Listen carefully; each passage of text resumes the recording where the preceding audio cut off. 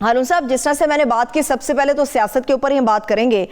پرویز خٹک صاحب کے حوالے سے آپ نے گزشتہ روز بڑی تفصیل کے ساتھ بات کی تھی، مگر نور عالم صاحب تو ایک قدم آگے بڑھ گئے ہیں. انہوں نے کہا کہ ٹریجری بینچز پہ جو لوگ بیٹھتے ہیں، یعنی کہ حکومت کی اگلی قطاروں میں جو لوگ بیٹھتے ہیں، ان کے نام ECL میں ڈالیں، پاکستان بچ جائے گا، حکومت بچ جائے گی، سب اچھا ہو جائے گا.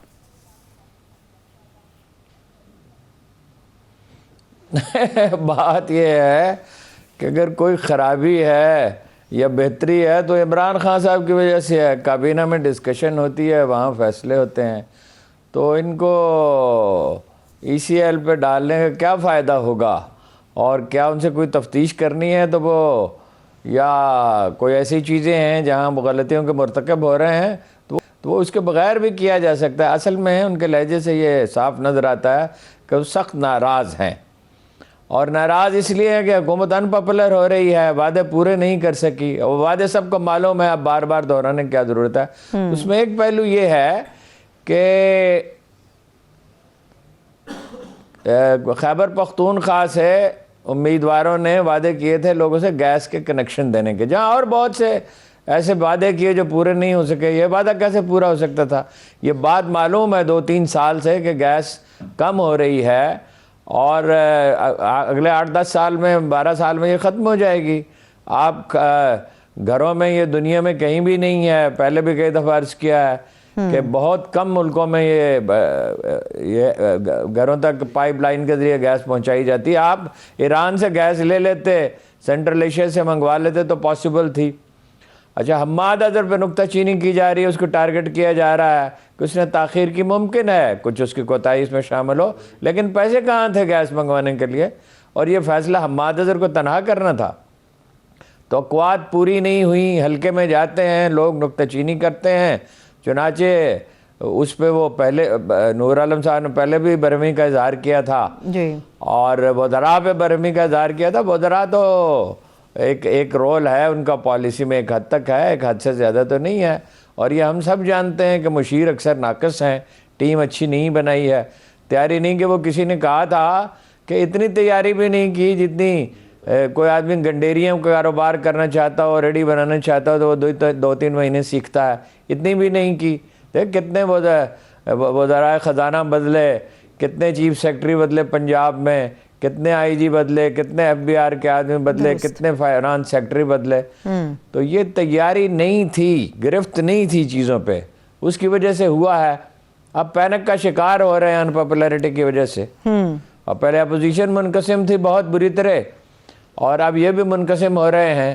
باقی اس سے میں اتفاق نہیں کرتا کہ وہ حکومت جا رہی ہے. ایک صاحب نے تو یہاں تک لکھ دیا کہ ملک سے بھاگ جائیں گے عمران خان. ملک سے کیا بھاگ جائیں گے؟ وہ یہ ان کا مزاج اور ٹیمپرامنٹ ہی نہیں، اور بھاگنے کی انہیں ضرورت کیا ہے؟ یہ اگر نواز شریف اور زرداری کھربوں روپے کی کرپشن کر کے یہاں رہ سکتے ہیں، نواز شریف صاحب تو آخر میں خیر بھاگ گئے. تو یہ عمران خان کو نواز شریف پہ قیاس کرنا درست نہیں ہے. مقدمات کی تیاری ہے، یہ میں آپ کو بتا دوں. یعنی اپوزیشن نے اس امکان پہ کہ فرض کیجئے اسے جلدی حکومت مل جاتی ہے یا تاخیر سے ملتی ہے 2023 میں، تو عمران خان صاحب کے خلاف کیسز تیار کر رکھے ہیں، اور کچھ وزراء کے خلاف بھی، اور کچھ افسروں کے خلاف بھی، شہزاد اکبر کے خلاف بھی، اور میرا خیال ہے چیف منسٹر پنجاب کے خلاف بھی. تو وہ تو خیر قصہ اسی طرح چلتا رہے گا جیسے ہمیشہ چلتا ہے.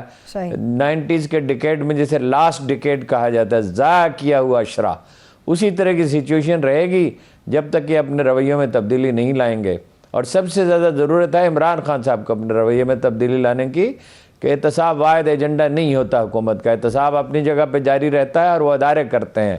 وزیر اعظم کا یہ کہنا نیو یارک میں جا کے ایسی بند کرا دوں گا، اس طرح کی باتیں کرنا، تو وہ ان کو تصور واضح نہیں ہے کہ سول. یہ قومی سلامتی پالیسی میں بھی اداروں پہ اتنا زور نہیں دیا گیا ہے، اگرچہ یہ اچھی بات ہے کہ ایک پالیسی آئی ہے ابھی، اور یہ ظاہر ہے حتمی شکل تو نہیں ہے، اس میں انپٹ لی جائے گی اپوزیشن کی بھی، میڈیا کی بھی، سب لوگوں کی، اور ممکن ہے اس میں جہاں ضرورت ہو رد و بدل کیا جائے. رد و بدل کیا جائے گا. ٹھیک ہے ہارون صاحب، یہ بھی افواہ ہے، یہ اس میں کچھ صداقت آپ کو محسوس ہوتی ہے کہ پہلے جو پرویز خٹک صاحب کا رویہ دیکھا، نور عالم صاحب کا دیکھا، کہا جا رہا ہے کہ اجلاس سے پہلے، جس کے حوالے سے پرویز خٹک صاحب کی باتیں آ رہی ہیں، اس سے پہلے ان کی ایک کوئی مختصر سی ملاقات جہانگیر ترین صاحب سے ہوئی تھی.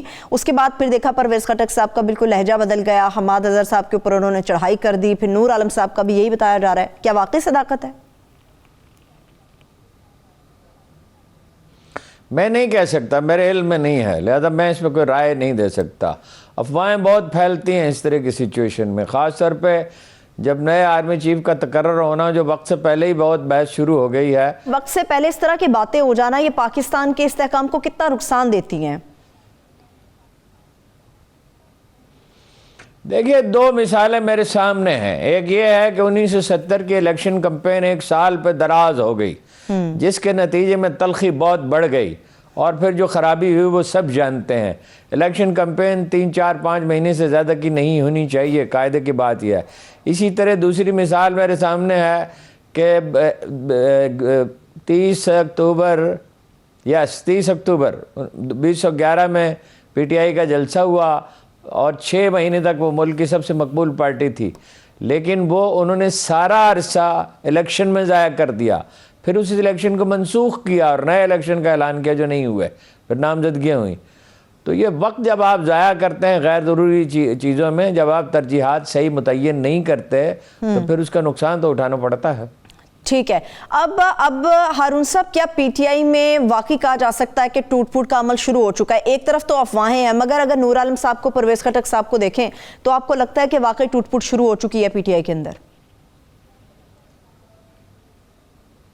ناراضگی ہے. ٹوٹ پھوٹ تب ہوگی جب کوئی آدمی الگ ہو جائے گا. کوششیں تو ہر طرف سے جاری رہیں گی, اور یہ بھی ہو سکتا ہے کہ وہ کچھ کارکردگی کر دکھائیں جو اگرچہ مشکل نظر آتا ہے, تو ادھر سے کچھ لوگ ان کی طرف آ جائیں. ان کی کمزوریاں ہیں تو ان کی بھی کمزوریاں ہیں, ان پہ کرپشن کے کیسز ہیں. نواز شریف صاحب واپس تو نہیں آ سکتے فی الحال, اور ان پہ بھی کیسز ہیں. اب شہباز شریف صاحب پہ بھی, اور زرداری صاحب کا تو حال بہت ہی پتلا ہے, کتنے مصنوعی کھاتے ہیں. تو وہ سب کے مسائل ہیں. یہ سیاست میں بہت قبل از وقت پیش گوئی نہیں کی جا سکتی چیزوں کی. یہ پراپیگنڈا مہم ہے. ایک صاحب نے تو کہہ دیا ملک سے باہر بھاگ جائیں گے. بتائیے اب اس پہ کیا کہا جا سکتا ہے؟ درست بات ہے. ٹھیک ہے ہارون صاحب, یہ تو اوورآل ہم نے بات کی, مگر کراچی کے حوالے سے اس کی سیاست بھی آج کل بڑی لائم لائٹ کے اندر ہے, جس طرح احتجاج وہاں پر چل رہا ہے. بلکہ پی ٹی آئی نے تو یہ اعلان کر دیا ہے کہ 27 فروری سے پیپلز پارٹی وہاں سے احتجاج کرے گی, مگر ہم گھوٹکی سے کراچی لے کر جائیں گے احتجاج. یہ 27 فروری کی تاریخ ہے, ہوگا کیا؟ ٹکراؤ تو نہیں ہو جائے گا؟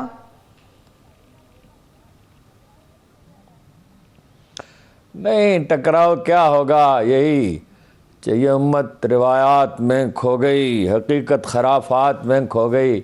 نان ایشوز پہ کچھ لوگ وہ کرتے رہیں گے, شور شرابہ کرتے رہیں گے, ایک دوسرے کو بلیم گیم جاری رہے گی, اور جو اصل اہمیت ہے جن چیزوں کی اس پہ بات نہیں ہوگی. دیکھیے, 2 مسئلے ہیں. صرف کراچی میں یہ بلدیہ کے اختیارات کا مسئلہ نہیں ہے, جس پہ اپوزیشن کا موقف اور پی ٹی آئی یعنی سندھ کی اپوزیشن کا بالکل 100% صحیح ہے. 100%, 99% نہیں. کراچی جیسے شہر کو بلدیہ کے بغیر گورن نہیں کیا جا سکتا. مضبوط, طاقتور, با اختیار بلدیاتی حکومت کے بغیر گورن کراچی نہیں ہو سکتا. اس کا سوال پیدا نہیں ہوتا. ہمارے سامنے ہے کہ جب بلدیہ کو اختیارات دیے گئے تو اس کے نتیجے میں غیر معمولی بلکہ حیران کن حد تک ترقی ہوئی. مجھے یاد ہے نعمت اللہ خان صاحب نے مجھے کہا کہ میں نے یہ وعدہ نہیں کیا تھا کہ کراچی کو سرسبز بنایا جائے گا, میں نے یہ وعدہ نہیں کیا تھا کہ یونین کونسلوں کو پیسے دوں گا, مگر میں نے ہر یونین کونسل کو 5 لاکھ روپے دیے.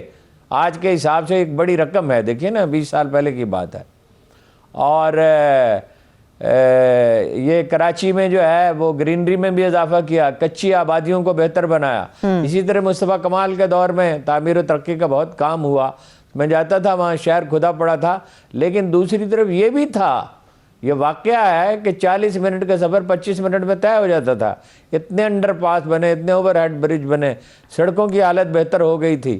اور اب کیا ہے, اب کوڑا نہیں اٹھایا جاتا, پانی جو ہے وہ صاف کیے بغیر سمندر میں ڈالا جاتا ہے, جس سے آبی حیات خطرے میں ہے.